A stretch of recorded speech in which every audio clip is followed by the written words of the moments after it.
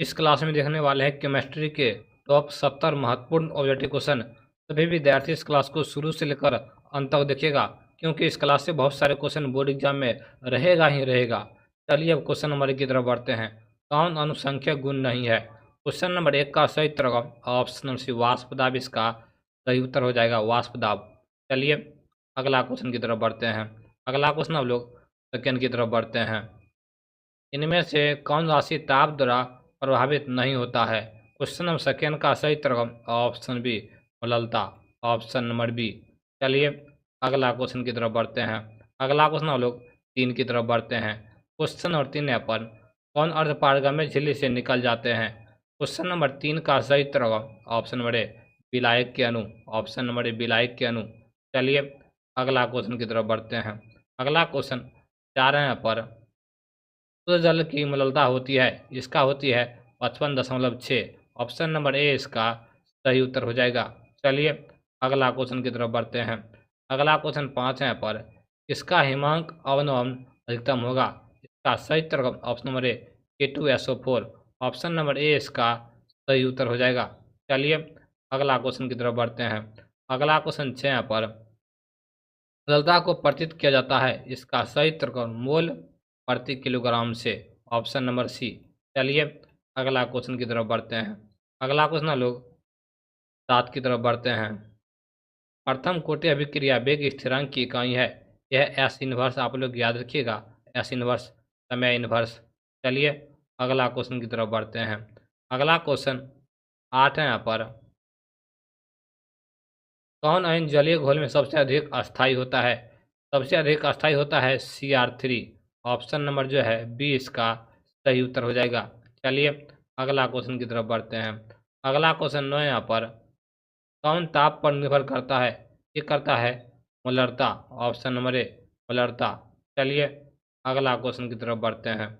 अगला क्वेश्चन 10 यहाँ पर इंडल प्रभाव किस में पाया जाता है? ये पाया जाता है सॉल में पाया जाता है, आप लोग याद रखिएगा सॉल में। चलिए अगला क्वेश्चन की तरफ बढ़ते हैं। अगला क्वेश्चन 11 यहाँ पर कौन अनुचुंबकीय गुणधर्म होगा? इसका सही उत्तर होगा ऑप्शन नंबर बी परासरण दाब, ऑप्शन नंबर बी परासरण दाब, आप लोग याद रखिएगा। चलिए अगला क्वेश्चन की तरफ बढ़ते हैं। अगला क्वेश्चन 12 यहाँ पर परासरण दाब किस समीकरण द्वारा व्यक्त होते हैं? जो होते हैं ऑप्शन नंबर ए, ऑप्शन नंबर ए P बराबर CRT द्वारा व्यक्त होते हैं, ऑप्शन नंबर ए। चलिए अगला क्वेश्चन की तरफ बढ़ते हैं।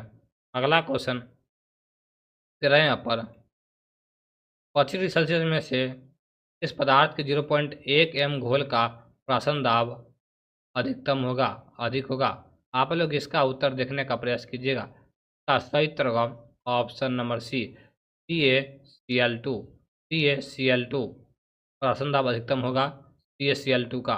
चलिए अगला क्वेश्चन की तरफ बढ़ते हैं। अगला क्वेश्चन 14 है यहाँ पर समपराशरी विलयन में समान होते हैं, समपराशरी विलयन में समान होते हैं मोल सांद्रता, आप लोग याद रखिएगा मोल सांद्रता। चलिए अगला क्वेश्चन की तरफ बढ़ते हैं।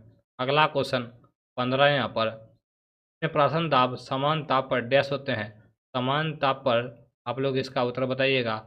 समान ताप पर ये होते हैं समपराशरी होती है, ऑप्शन नंबर डी इसका राइट आंसर हो जाएगा।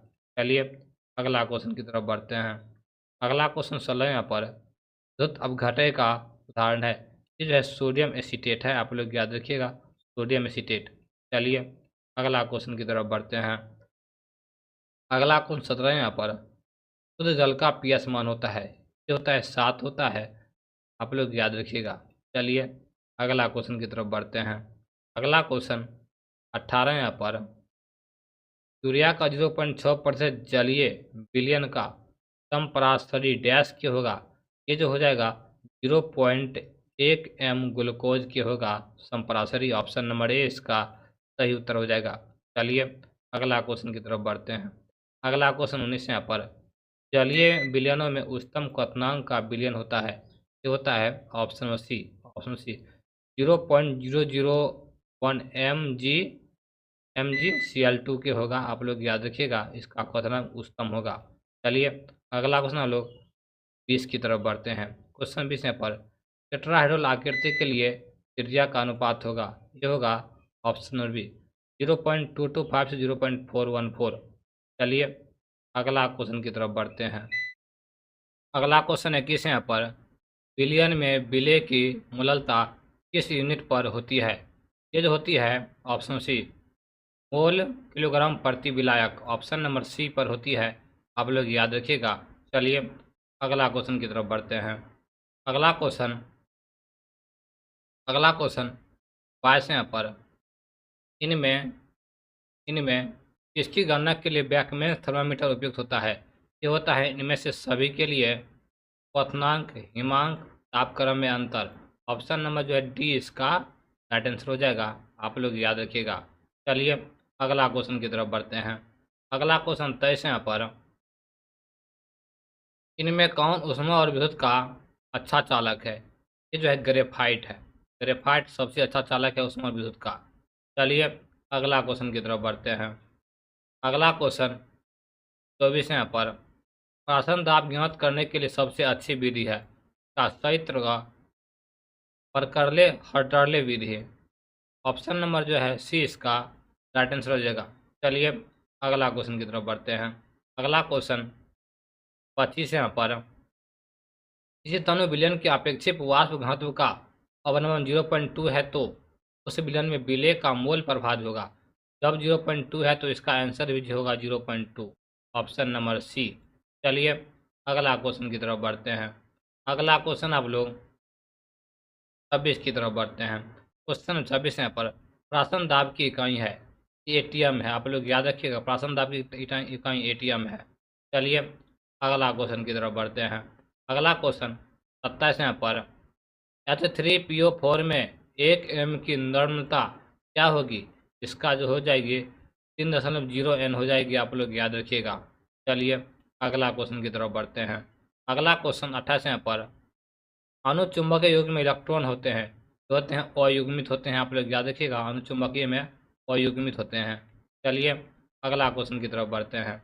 अगला क्वेश्चन 29 यहाँ पर घोल का प्राशन दाब का संबंध दिया गया है। ये दिया गया है पाई बराबर ST/C, पाई बराबर ST/C, आप लोग याद रखिएगा। चलिए अगला क्वेश्चन की तरफ बढ़ते हैं। अगला क्वेश्चन 30 यहाँ पर 25 सेल्सियस पर 0.1 m बिलियन का प्राशन दाब अधिक होगा। ये क्वेश्चन पीछे करवा चुके हैं। TaCl2 के लिए अधिक होगा प्राशन दाब। चलिए अगला क्वेश्चन की तरफ बढ़ते हैं। अगला क्वेश्चन 31 यहाँ पर कौन अनुसंख्यक गुणधर्म है इसका सही तरह का प्राशन दाब। चलिए अगला क्वेश्चन की तरफ बढ़ते हैं। अगला क्वेश्चन 32 यहाँ पर समपराशरी विलयन में समान होते हैं जो होते हैं मोल सांद्रता। ऑप्शन नंबर जो है ए इसका सही उत्तर हो जाएगा। चलिए अगला क्वेश्चन आप लोग 34 की तरफ बढ़ते हैं। 0.3 m फास्फोरस अम्ल की सामान्यता है। इसका जो होगा जब 0.3 m फास्फोरस की बात आए तो इसका डबल 0.6 हो जाता है, ऑप्शन नंबर बी। चलिए अगला क्वेश्चन की तरफ बढ़ते हैं। अगला क्वेश्चन 35 यहाँ पर HCl तथा H2O के स्थिर क्वथनी मिश्रण में होगा। इसका जो हो जाएगा 20.2% HCl, 20.2% HCl, आप लोग याद रखिएगा। चलिए अगला क्वेश्चन की तरफ बढ़ते हैं। अगला क्वेश्चन 36 यहाँ पर विलयन में संगठित होने वाले विलय के लिए वांट हॉप गुणज क्या होगा? ये जो होगा 1 से कम होगा। वांट हॉप गुणज 1 से कम होगा, आप लोग याद रखिएगा। चलिए अगला क्वेश्चन की तरफ बढ़ते हैं। अगला क्वेश्चन 35 यहाँ पर जलीय विलयन के ताप में वृद्धि करने पर उसमें कमी होती है। ये होती है मोलरता में कमी आती है, ऑप्शन नंबर ए। चलिए अगला क्वेश्चन की तरफ बढ़ते हैं। अगला क्वेश्चन 38 यहाँ पर विलयन के हिमांक के अवनमन के समय व्यवस्था होती है द्रव विलायक और ठोस विलायक। ऑप्शन नंबर ए इसका सही उत्तर हो जाएगा। चलिए अगला क्वेश्चन की तरफ बढ़ते हैं। अगला क्वेश्चन 40 यहाँ पर जलीय घोल में किसका क्वथनांक अधिकतम होगा? ये जो हो जाएगा option B, option number B 1.0 m Ma2SO4 के लिए क्वथनांक अधिकतम हो जाएगा जलीय विलयन में 1.0 m। चलिए अगला क्वेश्चन की तरफ बढ़ते हैं। अगला क्वेश्चन 40 यहाँ पर आपेक्षिक वाष्प दाब का अवनमन होगा। इसका जो अवनमन हो जाएगा PO - PS/PO। इस सूत्र आप लोग याद रखिएगा, अपेक्षिक वाष्प दाब का। चलिए अगला क्वेश्चन की तरफ बढ़ते हैं। अगला क्वेश्चन 41 यहाँ पर सोडियम अपघट्य का उदाहरण है, ये होगा sodium acetate. Option number B आप लोग याद रखिएगा। चलिए अगला क्वेश्चन हम लोग 42 की तरफ बढ़ते हैं। 0.3 एम फास्फोरस अम्ल की सामान्यता होगी, ये जो हो जाएगी 0.6 N हो जाएगी। ये क्वेश्चन पीछे करवा चुके हैं। चलिए अगला क्वेश्चन की तरफ बढ़ते हैं। अगला क्वेश्चन 44 है यहाँ पर तुलता प्रदर्शित होती है, ये होती है मोल प्रति किलोग्राम से प्रदर्शित होती है मोललता। Option number D. चलिए अगला क्वेश्चन की तरफ बढ़ते हैं।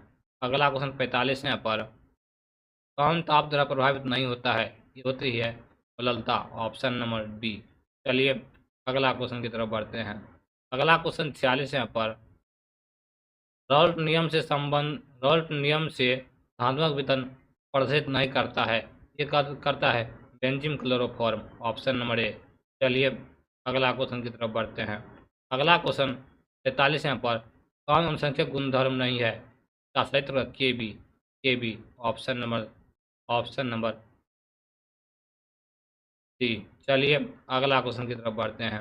अगला क्वेश्चन 48 है यहाँ पर पहाड़ों पर जल का क्वथनांक कम हो जाता है क्योंकि वहाँ वायुमंडलीय दाब कम होता है। ऑप्शन नंबर ए।